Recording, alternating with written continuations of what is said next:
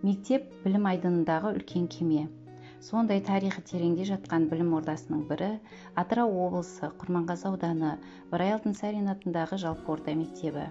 Мектептің іргетасы сонау Гурьев облысы Теңіз ауданы Дәшін аралында 1926 жылы бастауыш мектеп болып қаланды.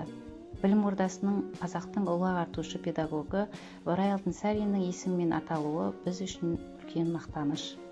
1991 жылдан бастап 3 қабатты мектеп ғимаратына көшіп, қазіргі уақытқа дейін ғасырға жуық аралықта тарих толқынының арнасында Жаңаталап ауылдық округіне қарасты Хиуаз ауылында қара шаңырақ болып қалыптасты.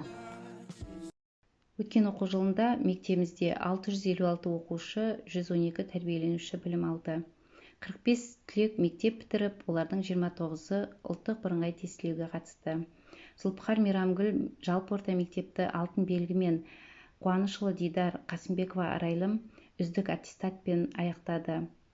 Ғылыми жоба байқауының аудандық, облыстық кезеңінен пәндік олимпиадалар мен оқу-тәрбие бағытындағы аудандық, облыстық, республикалық деңгейдегі сайыстардан жүлделі орындар алып, мектеп абыройын асқақтата білген Сәкенқызы Қарақат, Әділжанқызы Дария, Робертұлы Әбдірахман, Серікбаева Дина, Дінебекқызы Күлнұр, Серікова Әсем, Нұрланқызы Нұргүл, Габдилкаким Балауса сияқты оқушыларымызды мақтанышпен атай аламыз.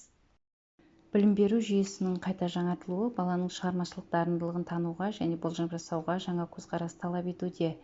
Шығармашылық сипаттағы сабақтар түрлерін жүйелі ұйымдастыру арқылы оқушылардың танымдық белсенділігін қалыптастыруда ұстаздарымыз аянбай еңбек етуде. Бастауыш сынып оқушыларымен әлеуметтік